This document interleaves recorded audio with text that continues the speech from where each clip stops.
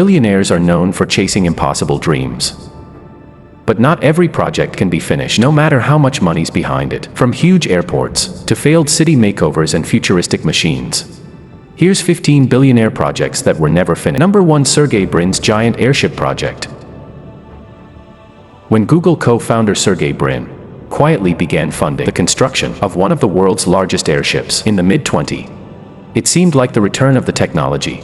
Long left behind airships had been but abandoned after the Hindenburg disaster of 1937, remembered mostly as a cautionary tale in aviation. Yet Brin, with a fortune worth tens of billions, saw potential in reviving the concept. His idea was to build a massive, environmentally friendly airship that could deliver humanitarian aid to remote areas, while also serving as a demonstration of sustainable transport. The project was cloaked in secrecy at first. Reports emerged in 2017 that a huge hangar at Moffett Field, a historic NASA site in Mountain View, California, was housing the skeleton of a new airship. The hangar itself was significant, one of the largest freestanding structures in the world, originally built in the 1930s for naval dirigibles. Google had previously leased the airfield from NASA, and Brin's personal involvement raised immediate curiosity. What was being built inside was extraordinary. The airship, dubbed Pathfinder 1, was designed by LTA Research, a company quietly backed by Brin. The structure stretched nearly 400 feet long, making it longer than a Boeing 747 and rivaling the largest airships ever built. Unlike the hydrogen-filled Zeppelins of the past, Pathfinder 1 was to be filled with helium, eliminating the risk of flammability. The design used lightweight carbon fiber framing and advanced materials that hadn't existed in the early 20th century, which gave it the potential to be safer and more efficient. By 2019, pictures began to leak showing the partially constructed frame, one confirming that the project was indeed real. LTA Research eventually acknowledged its existence and began hiring engineers from NASA, Lockheed Martin, and other aerospace firms. The plan was to build Pathfinder 1 as a prototype, followed by an even larger success that could carry up to 250 tons of cargo. This kind of capacity would make it one of the largest flying machines ever conceived, capable of delivering entire shipments of supplies to areas hit by earthquakes, floods, or even conflict. Funding has not been an obstacle. Brin's fortune ensures that the resources to continue. The issue has been time, complexity, and the immense difficulty of turning an experimental prototype into a practical, reliable vehicle. In 2022, they rolled out Pathfinder 1 out of the hangar for initial ground tests, but as of 2025, it's not entered regular operation. A larger version, tentatively named Pathfinder 3, remains on the drawing board. Critics question whether the project will ever fulfill its lofty humanitarian goals. The logistics of carrying huge payloads over long distance, landing them safely, and doing so consistently in emergencies are daunting. Supporters, however, note that Brin's projects represent something rare. In Silicon Valley, a billionaire funding engineering for the sake of experimentation, not profit. Unlike many of his peers, Brin has stayed largely out of the spotlight since stepping down from day-to-day operations at Google's parent company, Alphabet, and this airship reflects the personal fascination with philanthropy and technology. The story of this airship is ongoing, and it may yet take flight in the coming years, but as of now, it's one of the most striking, unfinished billionaire projects in the world, a colossal structure hidden in a hangar, representing ambition and uncertainty. It does capture the paradox of billionaire projects, that with immense wealth comes the power to pursue dreams no one else would attempt, but not always the ability to see them through to completion. Number 2. Larry Ellison's Lanai transformation. In 2012, Oracle co-founder Larry Ellison purchased 98% of the Hawaiian island of Lanai for an estimated $300 million. At the time, the acquisition made headlines, and billionaires had bought luxury estates in private islands before, but Ellison's purchase was unprecedented in scale. He owned nearly the entire island, including its infrastructure, hotels, and utilities. His stated plan was nothing less than to turn Lanai into a model of wellness, innovation, and sustainability. Like a showcase for how to live in harmony with the environment while still embracing luxury. Ellison's vision included renewable energy, organic farming, sustainable tourism, and cutting-edge technology. He talked about transforming Lanai into the first economically viable 100% green community. Plans were then floated for solar and wind farms, electric transport systems, advanced water recycling, and large-scale organic agriculture. Allison, who had a personal interest in wellness and health, also promised to turn Lanai into a hub for longevity research at first. Progress seemed promising. Ellison invested heavily in upgrading Lanai's two four-season resorts, positioning them as ultra-luxury destinations for wealthy people. He began projects to improve the island's water supply, introduced hydroponic farming, and supported cultural initiatives for local residents. The promise of jobs and investment brought cautious optimism among the island's population of around 3,000. However, as the years passed, this grand vision remained largely unfulfilled. Plans for large-scale solar wind farms stalled amid regulatory hurdles, and Allison's much-touted ideas about electric transport and closed-loop water systems have yet to be implemented on any scale. Agriculture on Lani also failed to live up to expectations. The experiments with hydroponics and organic farming produce limited results and struggle to achieve economic sustainability. The island remains heavily dependent on imports for food, much as it was before his purchase. Meanwhile, critics argue that Ellison has prioritized luxury tourism over sustainability. The renovated resorts cater to the ultra-wealthy, with nightly rates often exceeding $15. Some residents worry that Lanai is becoming less a community and more a playground for the rich, with Ellison's vision serving outsiders more than the locals. The promise of Lanai as a global model of green living, too, remains more aspiration than reality. More than a decade after his purchase, for many, the contrast between Ellison's wealth and the modest pace of change on the island is pretty stark. Now, to be clear, Lanai has benefited from his ownership in some ways. Jobs have been created in tourism and has improved in certain areas, and the island's profile has risen internationally. But the transformation Ellison promised, a billionaire-driven utopia of sustainability and innovation, remains unfinished. Allison's Lanai remains a work in progress, unfinished in its most essential promises, and for now stands as one of the most visible examples of a billionaire project that's yet to deliver on its vision. Number 3. Carlos Slim's Nuevo Polanco redevelopment.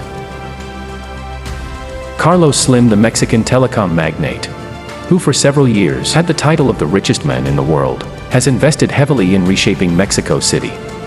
One of his most ambitious undertakings was the large-scale redevelopment of the Nuevo Polanco district, a former industrial zone in the capital that Slim envisioned turning into a glittering hub of business and culture. The area, now known as Nueva Polanco, is once home to warehouses, factories, and railway yards. By the 1990s, most of these had fallen into disuse, which left a large stretch of centrally located but underdeveloped land in Mexico City. Slim, through his company, saw an opportunity beginning in the two. He acquired large areas of the land and announced plans to build a world-class culture and business district. The vision included luxury apartment towers, corporate headquarters, and high-end shopping centers. The crown jewel of this vision was the Museo Sumaya, a museum named after Slim's late wife and designed by architect Fernanda Romero. The building, clad in hexagonal aluminum tiles, opened in 2011 and became an instant landmark, housing Slim's huge collection of art, including works by Rodin, Dali, and Diego Rivera. Next to it, Slim's companies built Plaza Carso, a complex featuring office towers and a shopping mall, but problems quickly emerged. Much of the surrounding infrastructure, the roads, sewage, electricity, and public transport, had not been upgraded to support the sudden influx of high-rise development.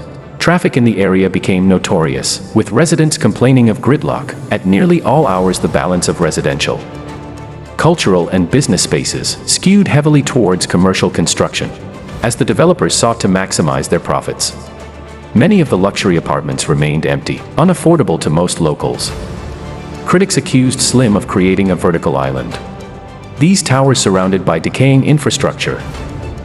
Local authorities raised concerns about zoning and the environmental impact. Rapid construction, without corresponding investments in utilities, strained to the already fragile urban systems of Mexico. Water shortages, too, a chronic problem in the city, worsened in some neighborhoods, and activists argued that the project prioritized profit over sustainability. Nuevo Polanco demonstrates the limits of billionaire-driven urban renewal. Slim could build museums and shopping centers, but solving Mexico City's deeper infrastructural challenges required public investment. Planning and political will way beyond his control.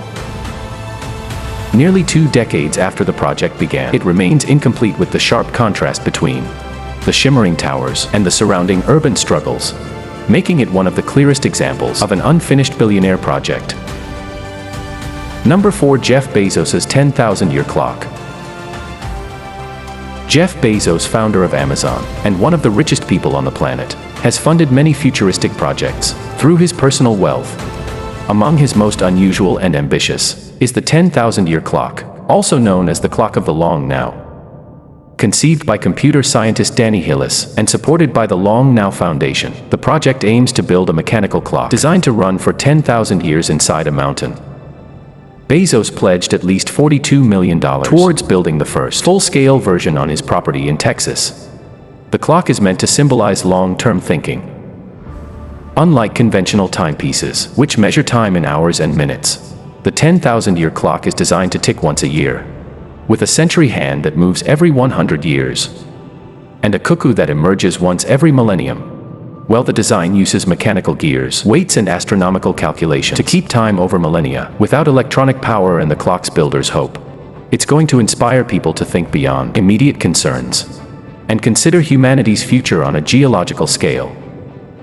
Construction began in 2018 in a remote desert mountain in West Texas, on land owned by Bezos. Near his Blue Origin rocket launch site, engineers carved a vertical shaft 500 feet deep into the mountain to house the clock mechanisms. These massive components, some as tall as a person and weighing thousands of pounds, were designed to be hand-assembled on site.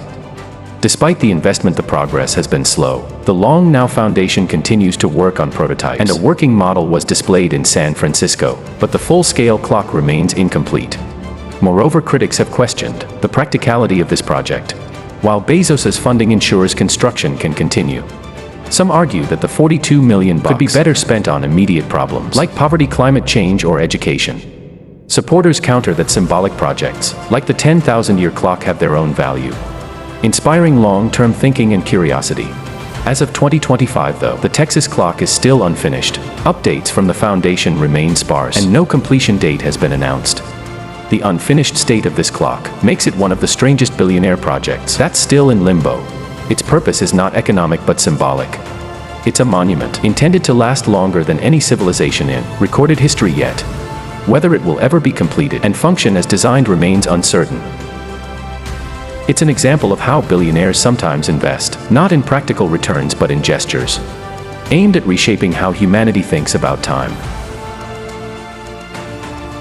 Number 5. The Li Ka-shing Santo University Expansion Project. Li Ka-shing, Hong Kong's most famous billionaire, and for many years the richest man in Asia, built his reputation not only on business success but also on philanthropy. Through his charitable foundation, he pledged billions of dollars towards education, medicine, and research, and one of his most ambitious philanthropic undertakings was tied to Shenzhen University. The project was meant to transform the university into a world-class institution that would rival the likes of Peking and Tsinghua and Beijing. Li began funding Shantou University in 1981 when it was re-established after the Cultural Revolution.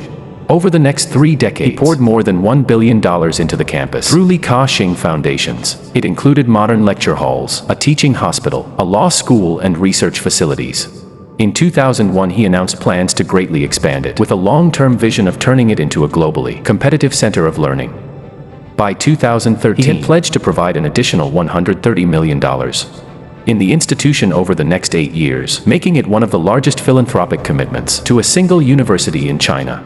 But the ambitious plans to make this a world-class institution was never really fully realized.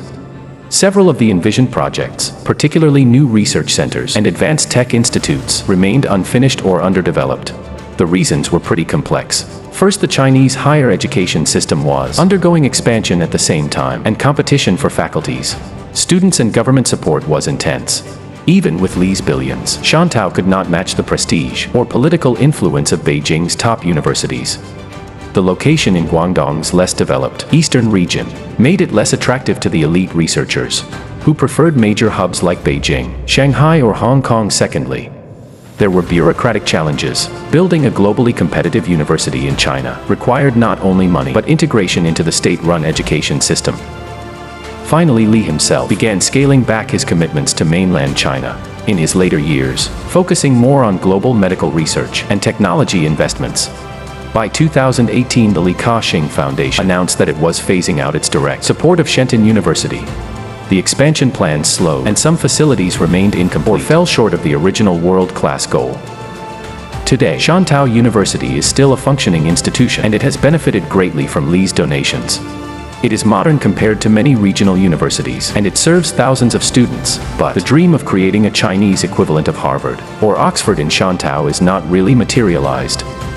Instead, it's remembered as one of Li Ka-shing's unfinished. Billionaire projects a demonstration of how even immense wealth can't overcome all structural and systemic barriers in education.